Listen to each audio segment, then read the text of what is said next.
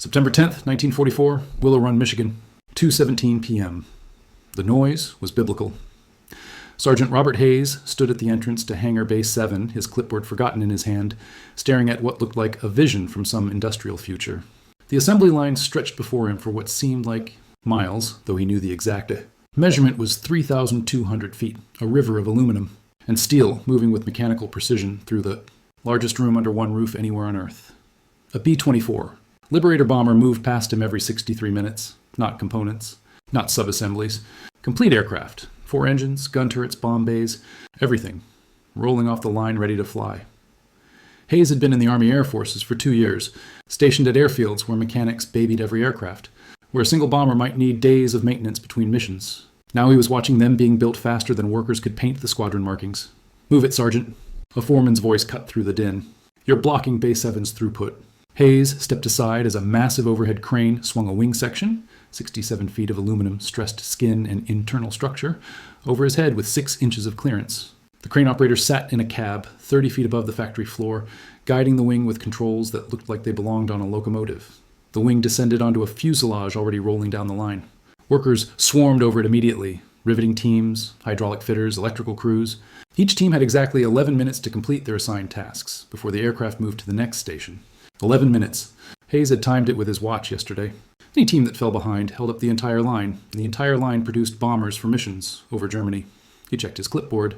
His job today was to inspect the bomb bay installations on aircraft serial numbers 44-50672 through 44-50691.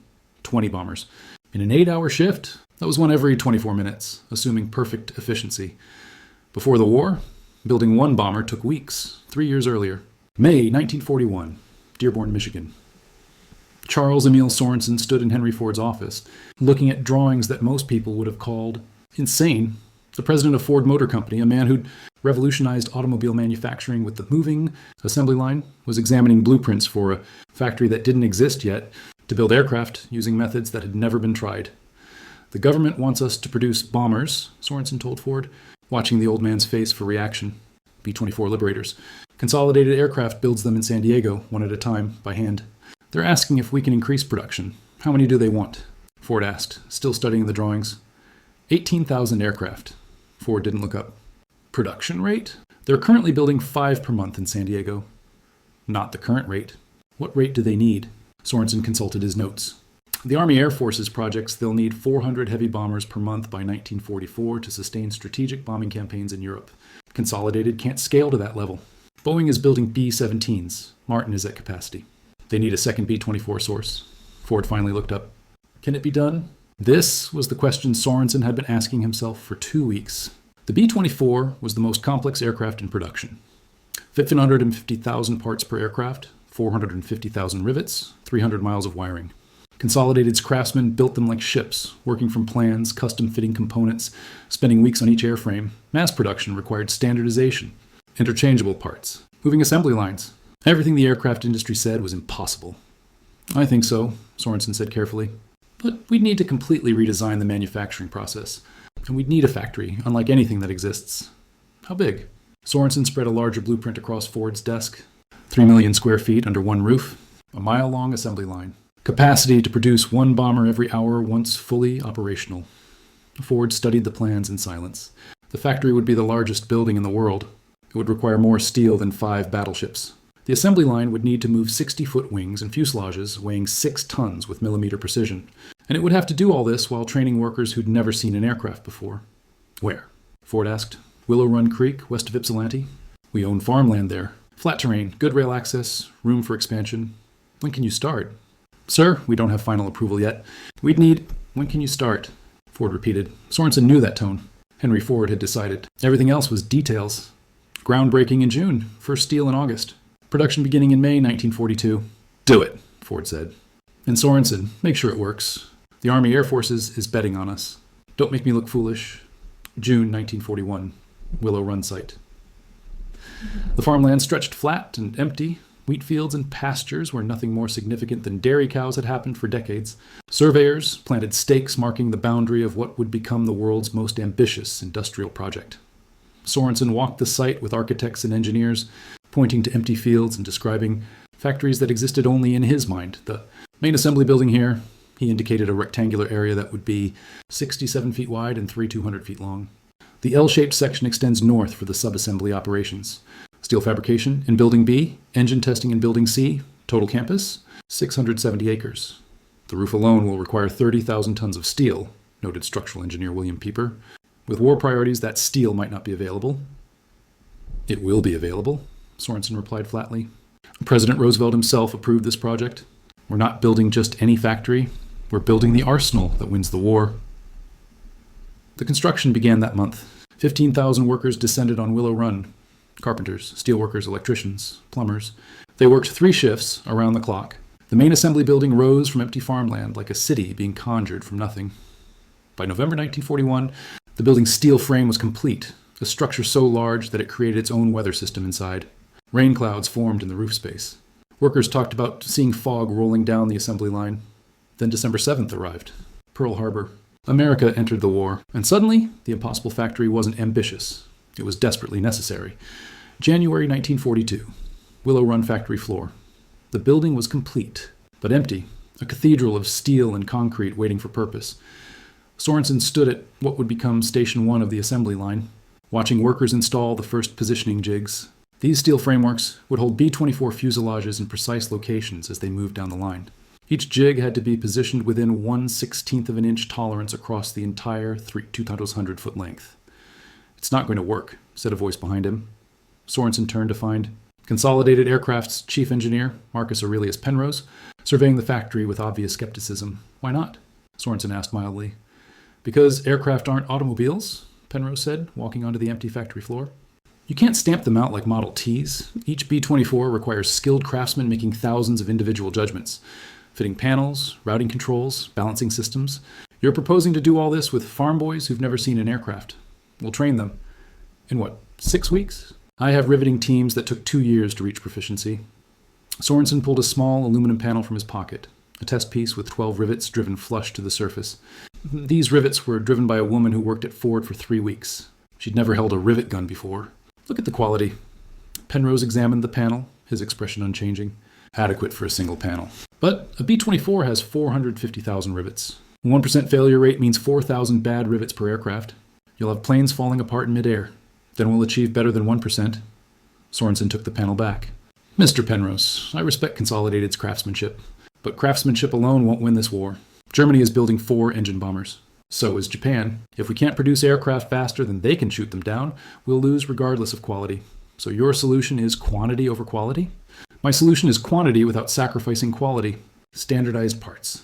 Precision jigs. Trained workers doing one specialized task repeatedly until they're perfect at it. Every rivet driven the same way, every time. That's how Ford built 15 million automobiles. That's how we'll build 18,000 bombers. Penrose looked at the empty factory, at the bare steel beams and concrete floors, waiting to become the most productive aircraft plant in history. I hope you're right, Mr. Sorensen, because if you're wrong, you'll have wasted millions of dollars and a year of production time we can't afford to lose. I'm not wrong, Sorensen replied. I will prove it with the first aircraft off this line. But privately, as Penrose walked away, Sorensen felt the weight of doubt. He'd built the factory. Now came the hard part, making it work. March 1942. Willow Run, training facility. Rose Will Monroe stood in front of a practice panel bolted to a steel frame, staring at the rivet gun in her hands like it might explode. It weighed 8 pounds and looked like something designed to break concrete. Squeeze the trigger gently, Instructor Harold Chen demonstrated on his own gun. Let the tool do the work. You're guiding it, not forcing it. Around Rose, 47 other women practiced on identical panels. Former waitresses, shop clerks, secretaries. 2 weeks ago, Rose had been driving a taxi in Kentucky. Now she was being trained to build bombers. She squeezed the trigger.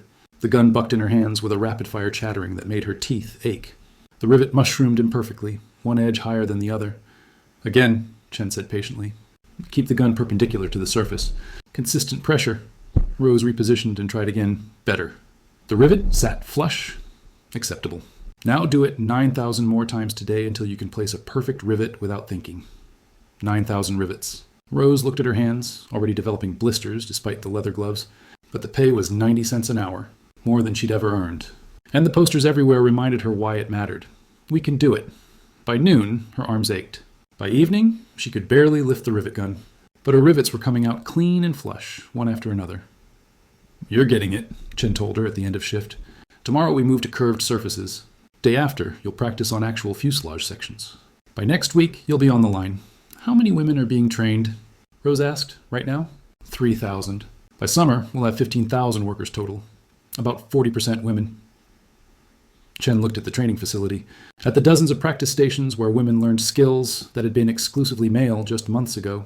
This war is changing everything. April 1942, main assembly floor, the first B-24 fuselage arrived from Consolidated's San Diego plant, complete section shipped by rail to serve as a template. Sorensen and his production team surrounded it like doctors examining a patient. "We need to break this down into sub-assemblies that can be manufactured separately and joined on the line," Sorensen said, pointing to the forward section, but the nose piece here, currently built as one complex structure. "We'll divide it into 6 components that bolt together." Production engineer Arthur Summerfield made notes. "That'll require redesigning the structural loads. Consolidated won't like it. Consolidated doesn't have to like it. They have to approve it, which they will because the Army Air Forces ordered them to cooperate." Sorensen moved along the fuselage. "The bomb bay. See how these support ribs are custom fitted? We'll standardize them, make them interchangeable. Any rib fits any position. That changes the engineering specifications for every airframe. Then we change the specifications. That's why we have a team of 200 engineers on site. What Sorensen was proposing was radical. Traditional aircraft manufacturing worked from plans. Skilled craftsmen interpreting engineering drawings and custom-fitting components. No 2 aircraft were exactly identical. Parts from one B-24 might not fit another. Mass production demanded the opposite. Every part had to be identical, interchangeable, precisely manufactured to tolerances that allowed assembly without custom fitting. We'll need new tooling for every component, Summerfield calculated. Dice jigs, forming machines. That's months of preparation. We have months, Sorensen replied. The factory building is complete. Now we're building the factory inside the factory, the machines that will build the machines that build the bombers. 1942, subassembly area, the noise level. Inside, Willow Run had reached permanent thunder. Rose Will Monroe worked at Station 47, riveting fuselage panels while the woman beside her, Betty Sullivan from Ohio, positioned the next panel in the jig. They'd been on the line for 2 weeks now, still in the testing phase. No complete aircraft yet, just subassemblies being manufactured and tested for fit. Rose positioned her rivet gun and squeezed the trigger. The familiar chatter, the rivet setting perfectly. She moved to the next position, placed another rivet, moved again. The motion had become automatic. Position, squeeze, check, move. She could do it without conscious thought. "Panel complete," she called out. Betty released the jig locks and 2 men lifted the finished panel onto a cart. The next bare panel was already being positioned. Betty and Rose would complete 15 panels this shift. Multiply that by hundreds of stations across the factory floor. And Willow Run was producing thousands of components daily, but no complete aircraft yet. They were still solving problems. The wing sections didn't fit properly. Tolerances were too loose. Engineering redesigned the jigs. The electrical harnesses took too long to install. They broke the process into smaller steps with specialized teams. The bomb bay doors bound when opened. More redesigns. Every problem was documented, analyzed, solved. The factory was learning to build aircraft the same way Ford had. Learned to build automobiles through systematic problem solving and continuous improvement. June 1942. Sorensen's office. The telegram sat on Sorensen's desk like an accusation. Willow Run 3 months behind schedule. Stop. 0 aircraft delivered. Stop. Suggest production manager replacement. Stop.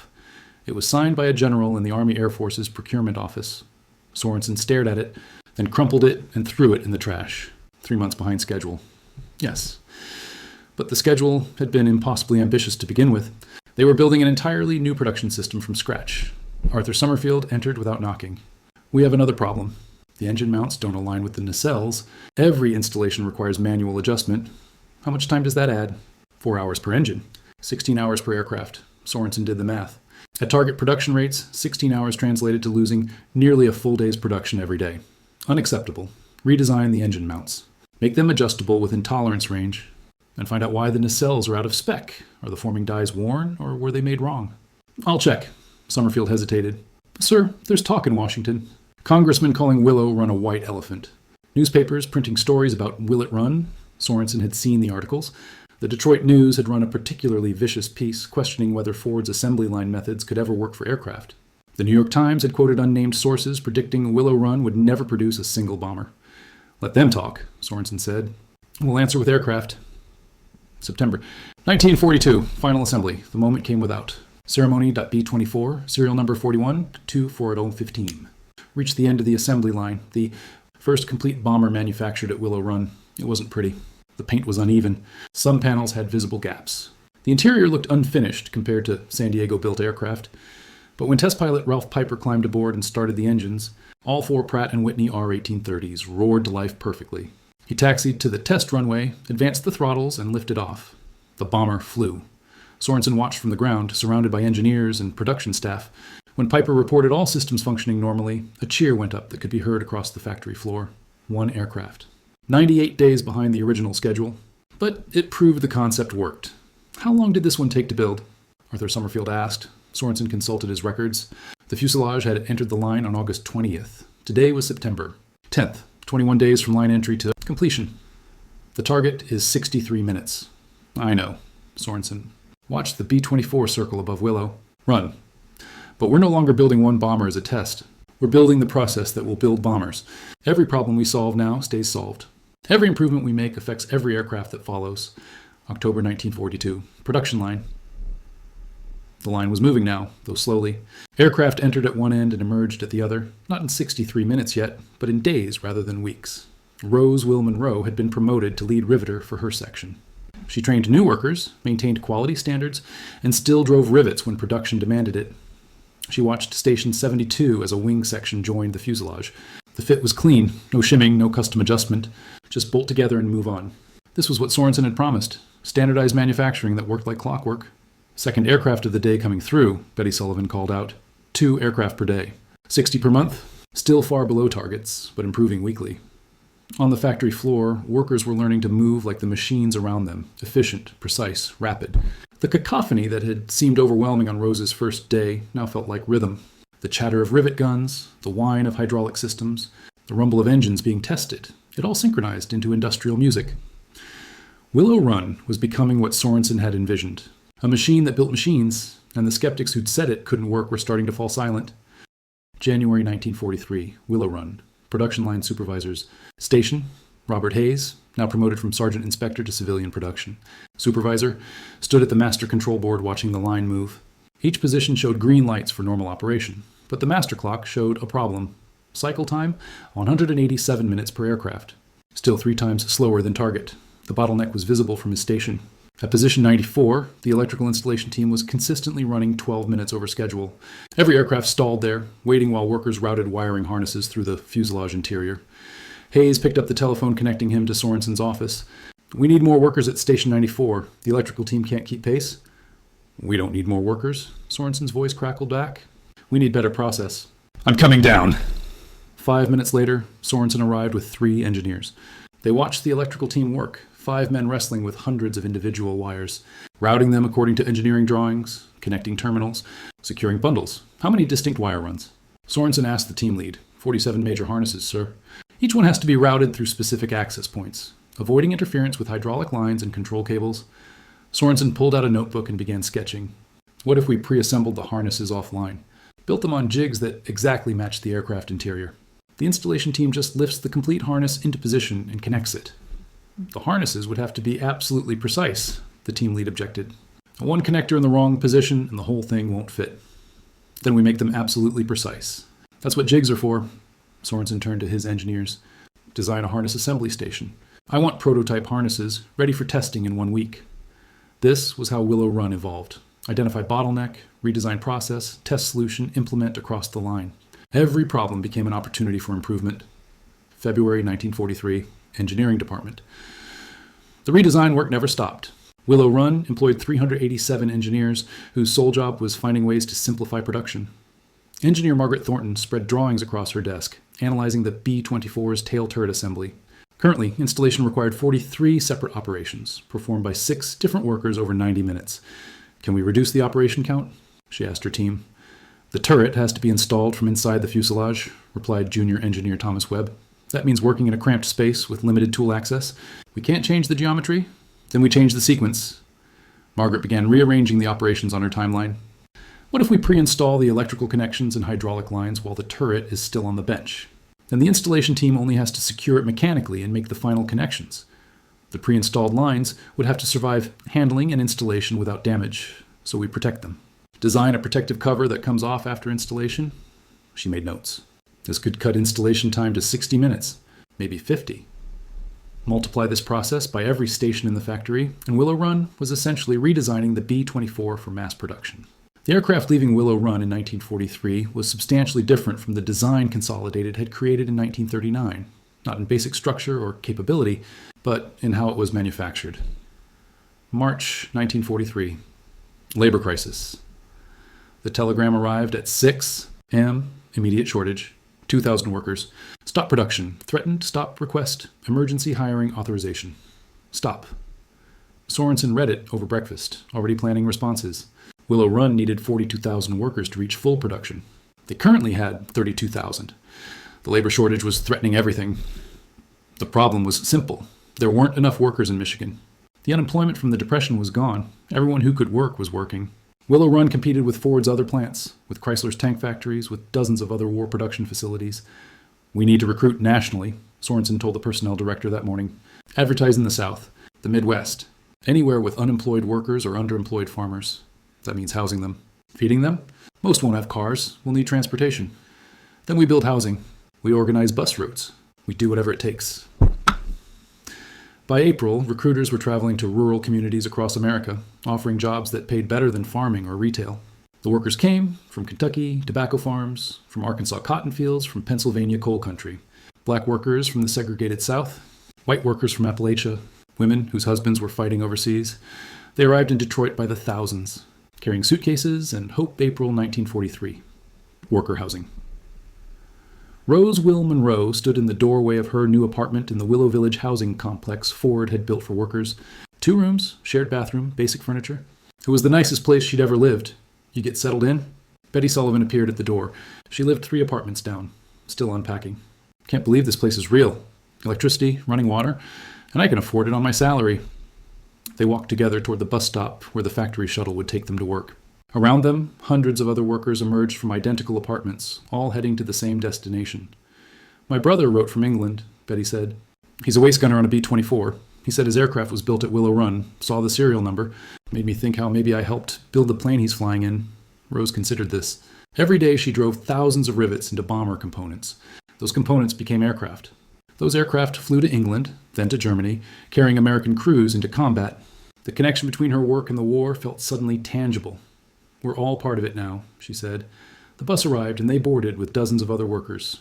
The morning shift at Willow Run started at 7 a.m. and ran until 3:30 p.m. Then the afternoon shift took over until midnight. Then the night shift until morning. The factory never stopped, never slowed. The line moved continuously, 3 shifts a day, 7 days a week, May 1943, production milestone. The master clock showed 63 minutes and 14 seconds. Sorensen stared at it, then checked his stopwatch. The aircraft entering the final station exactly 1 hour ago was now rolling toward the exit doors, complete and ready for flight testing. Confirm the time, he told Hayes. Hayes checked his own records. Aircraft serial 4264097 entered the line at 0843 hours. Exited at 0946 hours and 14 seconds. 63 minutes, 14 seconds. Within tolerance, they'd done it. 1 complete B-24 Liberator bomber built in just over 1 hour. Around them, the factory floor seemed to sense the achievement. The noise didn't diminish. It never did. But Sorensen felt the atmosphere change. Workers at nearby stations glanced at the master clock, saw the number, and understanding rippled through the building. How many today? Sorensen asked, including this one. 14 aircraft. We'll hit 15 before end of shift. 15 aircraft per day meant 450 per month. The original target had been 400. They were exceeding projections. Arthur Summerfield appeared with a bottle of bourbon he'd been saving. I believe this occasion warrants a drink. Later, Sorensen watched another fuselage enter the line. Right now, we prove that wasn't luck. We hit 63 minutes consistently, or we haven't solved the problem. But internally, he felt something he'd barely allowed himself since groundbreaking 2 years ago. Certainty. Willow Run worked. The impossible factory was doing the impossible, and doing it better than anyone had predicted. June 1943. Expansion announcement. The telegram from Washington arrived at noon. Willow Run production exceeds projections. Stop increasing order to 24,000 aircraft. Stop recommend expansion planning. Stop congratulations. Stop 24,000 aircraft. Sorensen did the calculations. At current production rates, that meant continuing operations through the end of 1945. But the Army Air Forces wouldn't order that many aircraft unless they believed the war would last that long. He walked in, out onto the factory floor, watching the line move. Position after position, workers performing their specialized tasks with mechanical precision. Wings joining fuselages, engines being mounted, gun turrets installed. Every 63 minutes, another bomber. At this rate, Willow Run alone would produce more four-engine bombers than all Axis powers combined. The factory that skeptics called impossible, that newspapers mocked as Will It Run, was becoming the industrial heart of American air power. Margaret Thornton found him watching the line.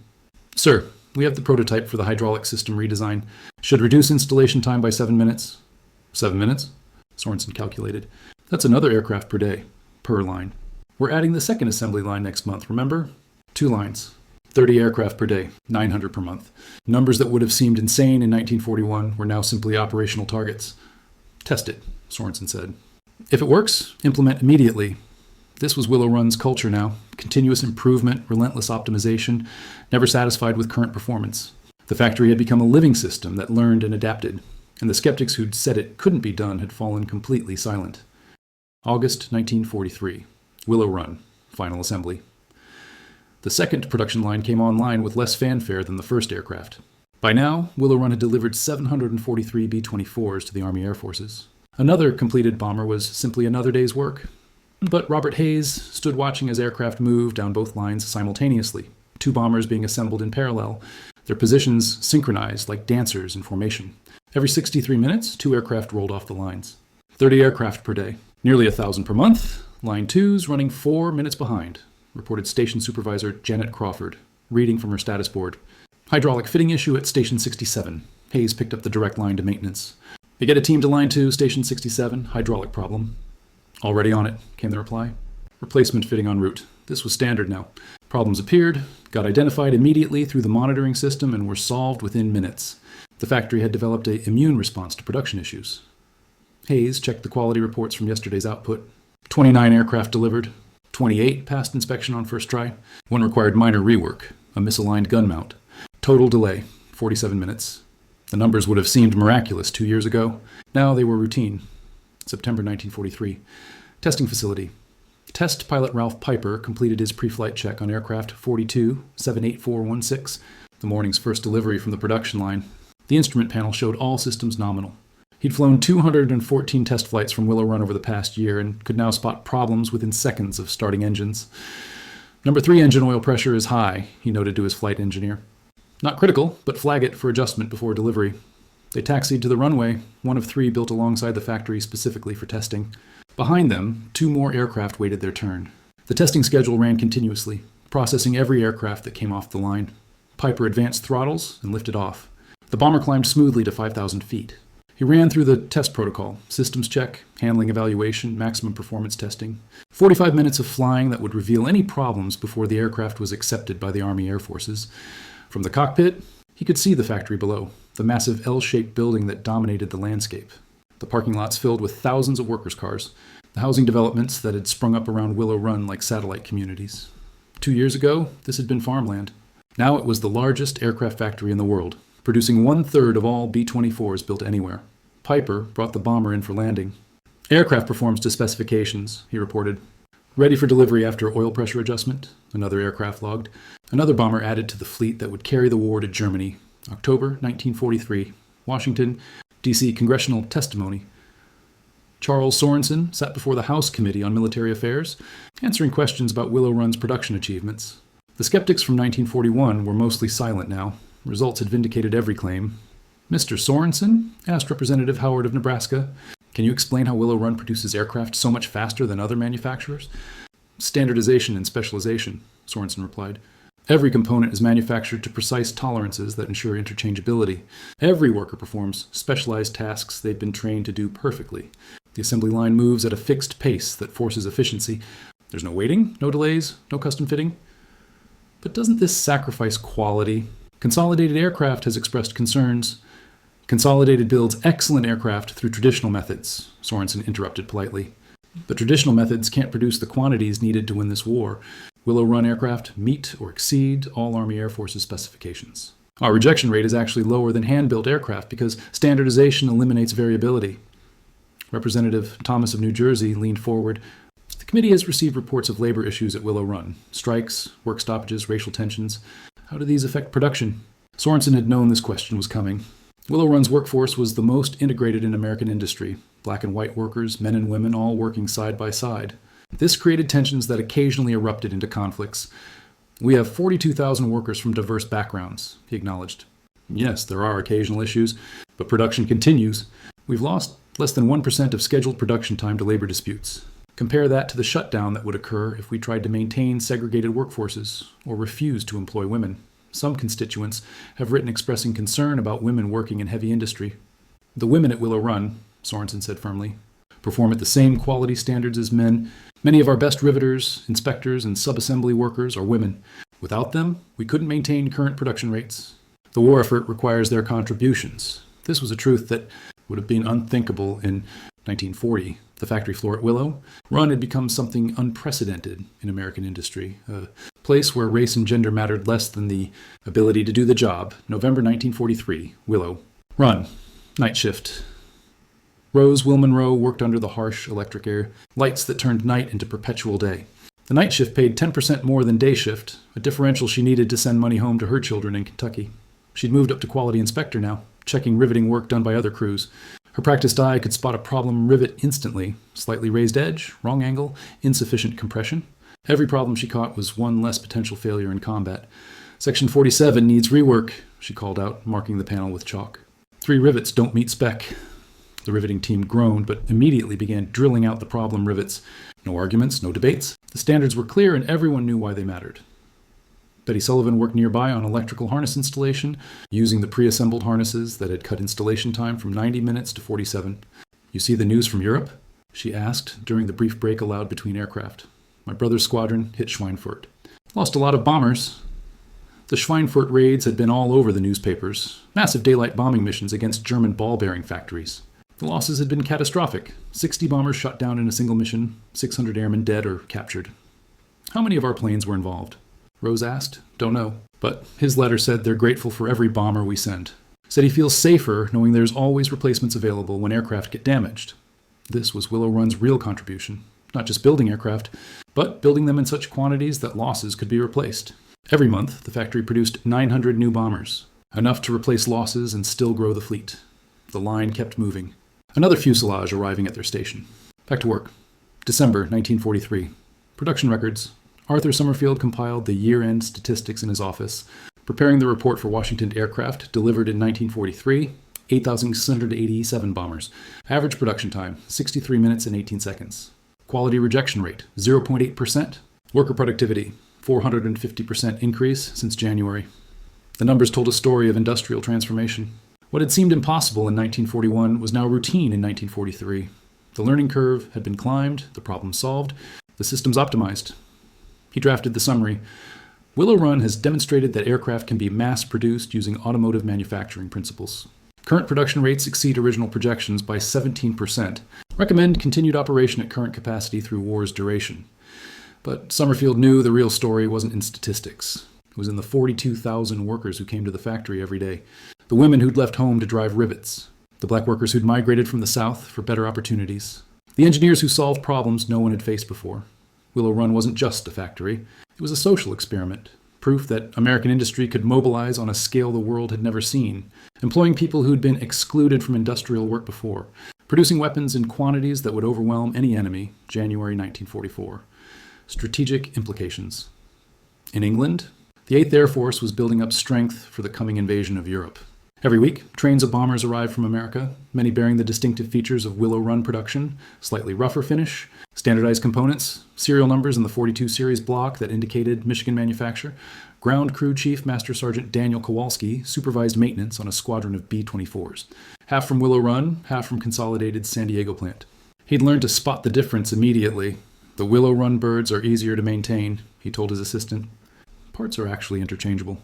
You can swap a wing panel from one aircraft to another, and it fits perfectly. The San Diego planes, everyone's a little different. You have to custom fit everything. This was the real revolution Sorensen had achieved. Not just building aircraft faster, but building them with a standardization that made field maintenance simpler, repairs faster, and operational readiness higher. The strategic impact was profound. In 1942, the 8th Air Force had struggled to put 100 bombers in the air for a single mission. By early 1944, they were launching raids with 800 bombers. Willow Run's production was a major factor in that growth. Another train coming in tomorrow, reported the logistics officer. 40 aircraft, 28 of them Willow Run. Kowalski nodded. The flow never stopped. Every week brought more bombers, more crews, more capability. The industrial might of America was being converted directly into military power. And at the source of that flow, in a factory building in Michigan that covered more ground than 90 football fields, the assembly lines kept moving. One aircraft every 63 minutes. 2 lines operating simultaneously. The rhythm never varying, never stopping. The impossible factory had become the inevitable weapon. March 1944. Willow Run Medical Facility. Dr. Eleanor Richards examined the X-ray of Margaret Chen's hand, seeing what she'd expected. Compression fractures and 2 metacarpals from repetitive stress. The riveter had been on the line for 18 months, driving 35 rivets per minute, 8 hours per day. You need 6 weeks off the line, Richards told her. The bones need time to heal. I can't afford 6 weeks without pay, Margaret replied. Her husband was in the Pacific with the Marines. His allotment barely covered rent in Willow Village. You'll be on modified duty, same pay. We'll find you work in inspection or inventory that doesn't require hand strength. This conversation happened dozens of times per week. The factory's pace was relentless, and bodies paid the price. Richards had treated repetitive stress injuries, hearing loss from noise exposure, respiratory problems from metal dust, and countless minor accidents from people working too fast in too crowded conditions. The medical facility employed 16 doctors and 47 nurses. They treated 200 workers per day on average, everything from minor cuts to serious injuries. 3 workers had died in industrial accidents since the factory opened. Hundreds more had been permanently injured. The production line doesn't care about human limits, Richards told the factory safety officer during their weekly meeting. We're seeing injury rates that would have shut down a peacetime factory. But there's nothing peacetime about what we're doing. Can we reduce injuries without reducing production? Better safety equipment would help. Mandatory rest breaks. Job rotation to prevent repetitive stress. But all of that slows the line. The safety officer made notes. I'll take it to Sorensen. But you know what he'll say. We have quotas to meet, Richards knew. The quotas came from Washington, from generals planning the invasion of Europe, from strategic calculations about how many bombers were needed to win the war. Individual suffering was terrible, but acceptable if it saved lives overall. That logic was cold comfort to Margaret Chen with her broken hand, or to the widow of the worker killed when a wing section slipped from a crane, April 1944. Labor tensions. The Wildcat strike started in Building C during the afternoon shift. 60 workers, mostly black men from the South, walked off their stations protesting discriminatory treatment by a foreman. Within 30 minutes, production had stopped on Line 1. Without components from Building C, the assembly line couldn't continue. Hayes watched his status board turn red as station after station went idle. Get Sorensen, he told the shift supervisor, and get someone from personnel to talk to the strikers. The strike exposed tensions that had been building for months. Willow Run employed more black workers than any Ford facility, but they were concentrated in the hardest, dirtiest, lowest-paying jobs. They lived in segregated sections of worker housing. They ate in segregated sections of the cafeteria. When the war started, the Roosevelt administration had issued Executive Order 8802 prohibiting discrimination in defense industries, but enforcement was weak, and old prejudices died hard. Sorensen arrived within the hour, walking directly to Building C where the strikers had gathered. Hayes followed, watching how the production chief, a man who'd spent his life solving mechanical problems, confronted a human problem that couldn't be fixed with better engineering. What are your demands? Sorensen asked the strike leaders. Equal treatment, replied James Foster, a welder who'd come from Alabama 6 months ago. Same job opportunities as white workers. No more separate facilities. Fair consideration for promotions. You're holding up production of bombers needed for the war effort. We're willing to work. But not under discriminatory conditions. Sorensen was silent for a long moment. Hayes knew him well enough to recognize the calculation happening, weighing principles against production, ideals against immediate needs. I can't change housing or cafeteria arrangements immediately, Sorensen finally said. Those require approvals from higher up. But I can change job assignments and promotion policies. Effective immediately, all positions are open to qualified workers regardless of race. Personnel will post new job openings factory-wide, and assignments will be based on capability only. What about the foreman who started this? If he's been discriminating, he'll be transferred or terminated. Give me names and specific incidents, the strike leaders conferred. That's acceptable as a start, but we'll be watching to make sure it happens. So will I, Sorensen said. Now get back on the line. We have bombers to build. The strike ended after 2 hours. Production resumed, but Hayes understood that something had shifted. The factory couldn't function on exploitation. It required workers to believe their labor mattered, and they were treated fairly. May 1944, engineering. Breakthrough. Margaret Thornton presented her findings to the production. meeting with barely contained excitement. We've been analyzing failure reports from combat aircraft. 73% of mechanical failures occur in the hydraulic system, specifically in the brake assemblies. We know the brakes are a weak point, Arthur Summerfield said. But they meet specifications? They meet 1939 specifications, Margaret corrected. But combat operations stress them beyond design limits. Aircraft are landing heavier, making harder landings, operating from rough airfields. The brakes can't handle it. She spread new designs across the table. We've redesigned the brake assembly with reinforced housings and improved heat dissipation. Testing shows 58% reduction in failure rates. But it requires retooling 3 production stations. Sorensen studied the designs. How long to implement? 2 weeks for new tooling. Then we can phase in the improved brakes while maintaining production rates. Do it. And send the design to Consolidated, Boeing, and Douglas. If our aircraft need better brakes, so do theirs. This was another aspect of Willow Run that the original Skeptics hadn't predicted. The factory wasn't just building aircraft, it was improving them. Engineers analyzed field reports, identified problems, and implemented solutions faster than traditional manufacturers could. By June 1944, Willow Run B-24s incorporated over 400 improvements compared to the original 1939 design. They were more reliable, easier to maintain, and more survivable in combat. Mass production had driven quality up, not down. June 6, 1944. D-Day. The news reached Willow Run during the night shift. Allied forces had landed in Normandy.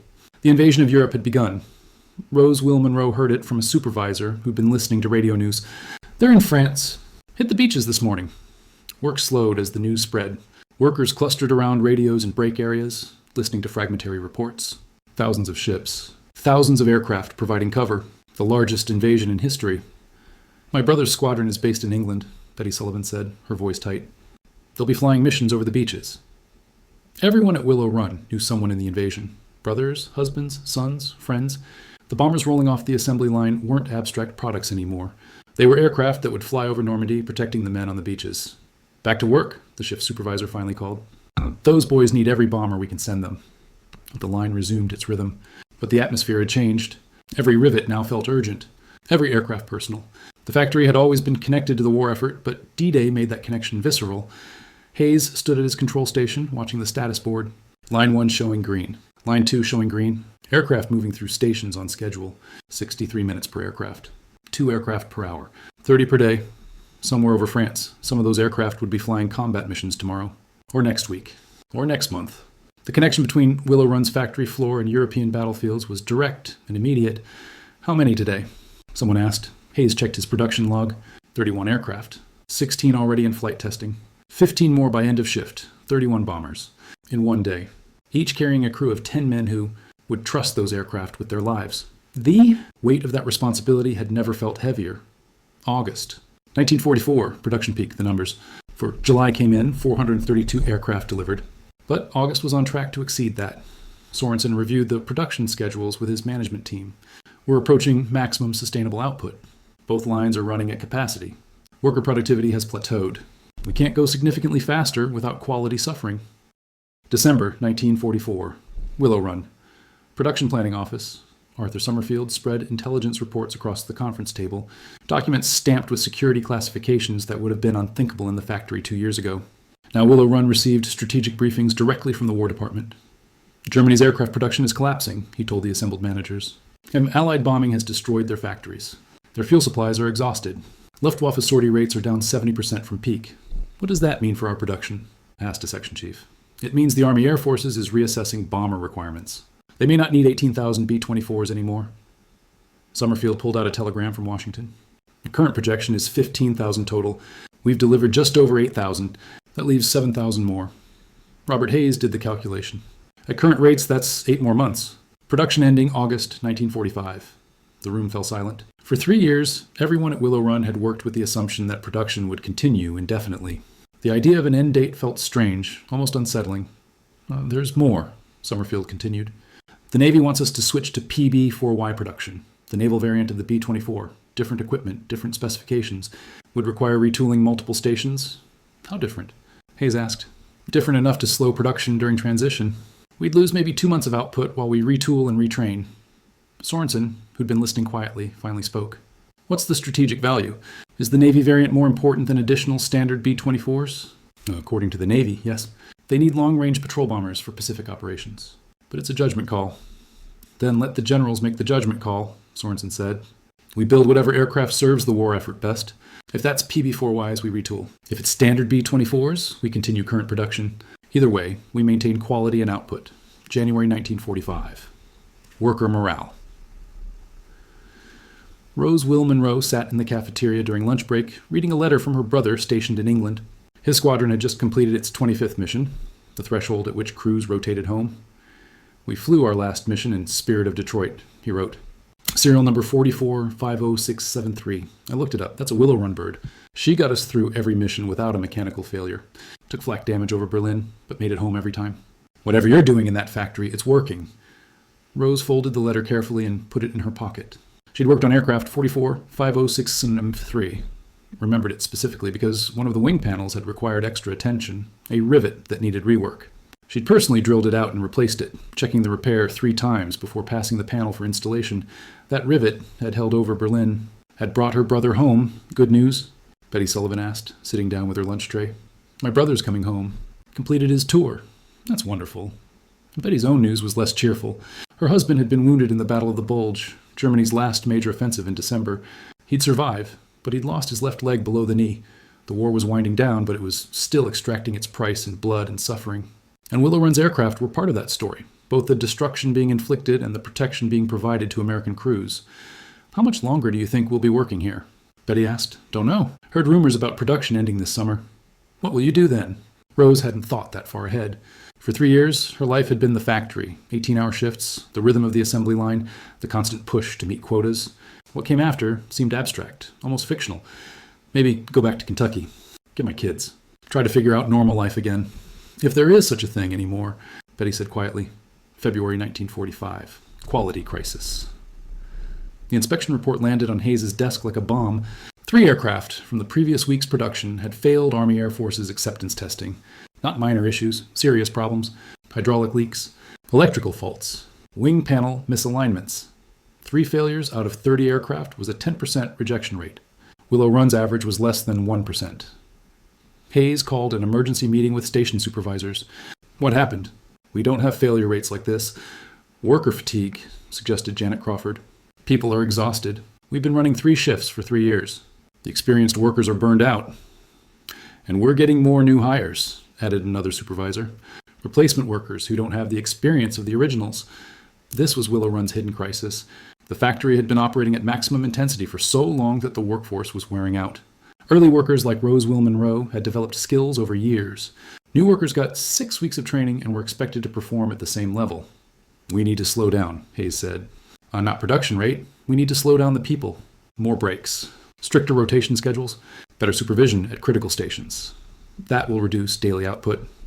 Better to produce 28 good aircraft than 30 questionable ones, Hayes replied, echoing Sorensen's philosophy. Quality cannot be sacrificed for quantity. The changes were implemented immediately. Additional inspectors were assigned to high-risk stations. Workers got mandatory 15-minute breaks every 2 hours. The most exhausted veterans were rotated to supervisory roles, their experience used to train newer workers. Production dropped to 27 aircraft per day. But rejection rates fell back to acceptable levels. March 1945. Germany collapsing. The newsreel showed Allied armies crossing the Rhine River. American and Soviet forces were advancing from west and east. Germany was being crushed between 2 unstoppable forces. In the engineering department, Margaret Thornton studied casualty reports from bomber missions. Loss rates had dropped dramatically, not because German defenses had weakened, but because the Luftwaffe barely existed anymore. Fighter opposition is minimal, she told Sorensen during their weekly meeting. Most bomber losses now are from flak, mechanical failures, or operational accidents. What does that tell us about our aircraft? That reliability matters more than performance. A bomber that completes its mission and returns safely is more valuable than a bomber with slightly better speed or altitude. This was vindication of Willow Run's approach. The factory's B-24s weren't the most elegant aircraft ever built. They didn't have the refinement of handcrafted San Diego models. But they were reliable, maintainable, and available in vast quantities. The war in Europe will be over in months, Margaret continued. What happens to Willow Run then? We continue building aircraft as long as the military needs them, Sorensen replied. If the Pacific War continues, we'll be producing for that theater. If Japan surrenders quickly, then, he shrugged. Then we figure out what to do with the world's largest aircraft factory. April 1945. Roosevelt's death. The news came during the afternoon shift. President Franklin Roosevelt had died of a cerebral hemorrhage. Vice President Harry Truman was now president. Production didn't stop. It never stopped. But workers moved through their tasks in shocked silence. Roosevelt had been president since 1933. For many workers, he was the only president they'd really known. He'd led America through the Depression and through the war. Rose Will Monroe thought about how much had changed since 1941. When the war started, she'd been a taxi driver in Kentucky, earning barely enough to feed her children. Now she was a quality inspector in the world's most advanced aircraft factory, earning wages she'd never imagined possible. Roosevelt's New Deal programs had built the foundation for that transformation. His wartime leadership had mobilized American industry on unprecedented scale. Willow Run itself was a product of his vision, government and industry working together to achieve what neither could accomplish alone. "They say the war will be over soon," Betty Sullivan said during break. "Germany can't last much longer. Then it's just Japan. How long for Japan? Who knows? Could be years if they fight to the end." But even as they spoke, events were accelerating beyond anyone's predictions. In New Mexico, scientists were preparing to test a weapon that would render all previous calculations obsolete. A weapon that would end the war not through industrial attrition, but through physics itself. Willow Run's workers didn't know about the Manhattan Project. They only knew that their job was building bombers, and they would continue until told to stop. The line kept moving. Another aircraft, then another, then another. The rhythm unchanging even as the world transformed around them. May 8th, 1945. VE Day. Germany surrendered. The celebration at Willow Run was muted. Yes, the European War was over, but the Pacific War continued, and production continued with it. Hayes stood at his control station, watching the board show all green lights. Line 1 running normally. Line 2 running normally. Aircraft moving through assembly on schedule. Total production to date? Sorensen asked, appearing beside him. Hayes consulted his records. 8,685 aircraft delivered since September 1942. That's 34 months of production. Average 255 aircraft per month. And total B-24 production across all manufacturers? Approximately 18,500 aircraft from all sources. Willow Run, Consolidated San Diego, Consolidated Fort Worth, Douglas Tulsa, and North American Dallas. Willow Run produced 47% of all B-24s built. Sorensen stared at the factory floor, watching aircraft take shape. "We set out to do the impossible. Build bombers like automobiles. Mass-produce aircraft that traditionally required handcrafting. Everyone said it couldn't work. But it did work," Hayes said. "Yes. And now the question is, what do we do with this capability?" The answer would come sooner than anyone expected. June 1945. Willow Run. Production slowdown. The telegram from the War Production Board arrived without warning. Reduce B-24. Production to 50% effective. Immediately, stop, prepare for conversion to peacetime operations. Stop. Sorensen read it twice, trying to process what it meant.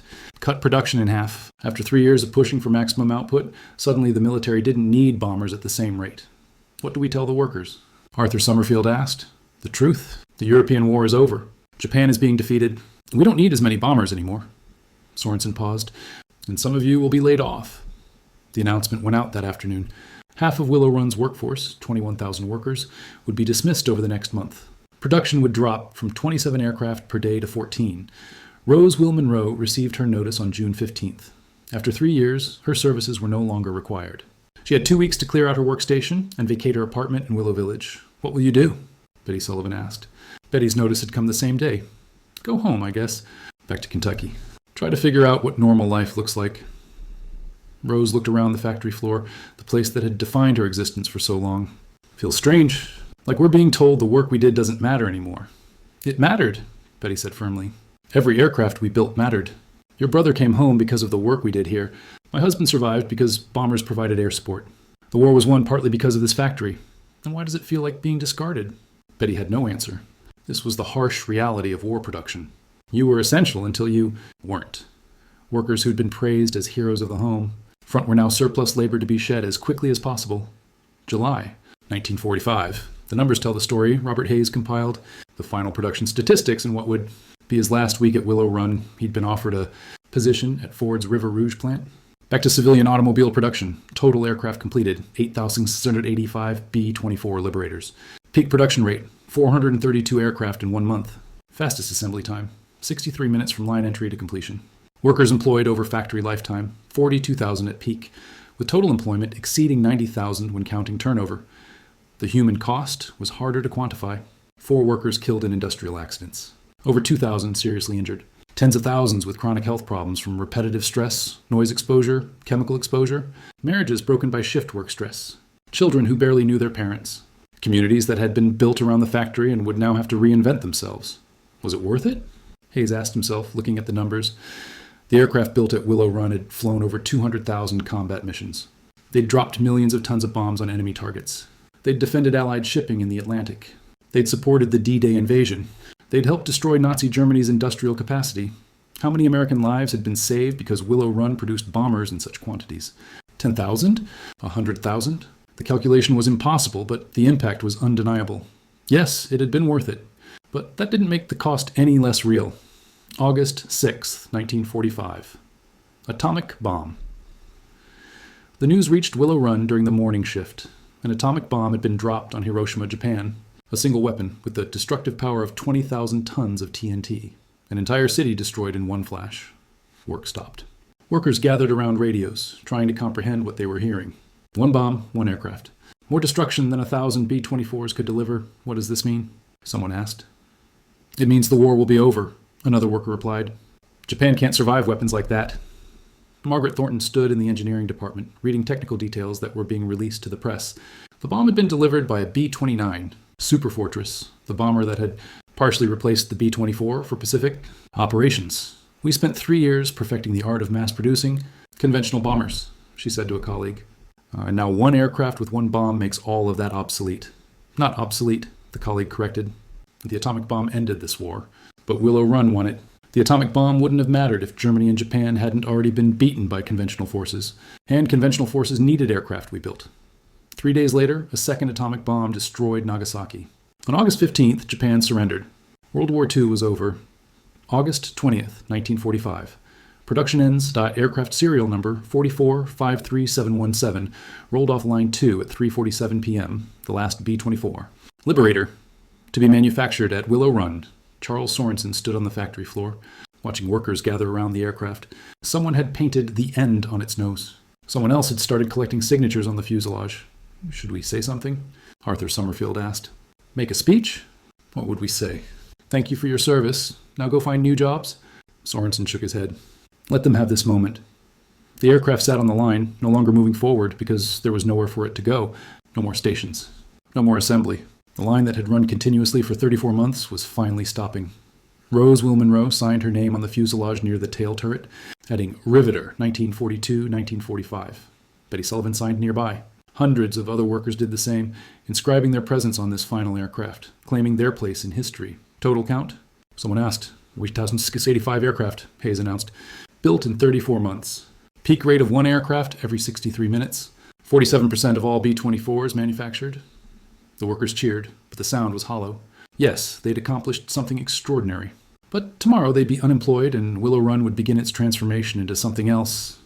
September 1945. Aftermath. The dismantling began almost immediately. Production equipment was removed, sold, or relocated to other Ford facilities. The massive assembly line was broken up. The jigs that had held aircraft with millimeter precision were scrapped for metal. Within weeks, the factory floor that had produced nearly 9,000 bombers was empty. The building remained, too large to demolish, too expensive to maintain for a single purpose. Sorensen walked through the empty facility one last time before returning to Dearborn. His footsteps echoed in the vast space. Sunlight streamed through the high windows, illuminating dust motes floating where workers had once swarmed. He thought about 1941, when this had been farmland. Thought about the skeptics who said aircraft couldn't be mass-produced. Thought about the workers who'd proved them wrong, the women who'd left home to drive rivets, the black workers who'd migrated north for opportunity, the engineers who'd solved problems no one had faced before. Willow Run had worked. The Impossible Factory had done the impossible, and in doing so had changed warfare, changed industry, and changed America. But now it was over. The factory would find new purposes. Kaiser Frazer would lease it for automobile production, then General Motors. Eventually, it would house a mix of industrial operations. None as dramatic as the bomber production that had filled it during the war. Sorensen paused at the spot where the first B-24 had rolled off the line in September. 1942. He could almost see it, the workers cheering, the test pilot climbing aboard, the aircraft lifting off on its maiden flight. It was worth it, he said to the empty building. Whatever it cost, whoever we sacrificed, it was worth it. And then he walked out, leaving Willow Run to its future. Epilogue. The legacy. In the decades that followed, Willow Run's achievement would be studied by industrial engineers, military historians, and economists. The factory had demonstrated principles that would shape manufacturing for generations. Mass production could be applied to complex products, not just simple ones. Standardization and specialization could increase both quality and quantity. Women and minority workers could perform at the same level as traditional laborers if given proper training and opportunity. The workers scattered after the war. Rose Will Monroe returned to Kentucky, raised her children, and lived quietly until her death in 1997. She occasionally mentioned working at Willow Run, but never emphasized it. Just another job. Another time. Betty Sullivan's husband recovered from his injuries. They moved to California, where Betty worked as a secretary and never told her employers she'd once built bombers. Robert Hayes spent 30 years at Ford's River Rouge plant, rising to plant manager. He kept a photograph of Willow Run's assembly line on his office wall, but rarely explained its significance to visitors. The B-24s built at Willow Run flew for years after the war. Some were converted to civilian transports. Others were scrapped, their aluminum recycled into peacetime products. A few survive in museums, preserved as examples of American industrial capability. The building itself stood for decades, gradually decaying. Portions were demolished. Portions were renovated. By the 21st century, most of the structure was gone, replaced by modern development. But what Willow Run represented, American industrial power, mobilized for total war, remained a landmark achievement. In 34 months, using workers who'd never seen an aircraft before, the factory produced nearly 9,000 four-engine bombers, one aircraft every 63 minutes. The skeptics had been wrong. The impossible factory had been possible after all. It just required Americans willing to work 18-hour shifts, engineers willing to redesign everything, and leaders willing to believe that production could be as important as courage in winning wars. Willow Run had proved them right, and in doing so, had helped save the world.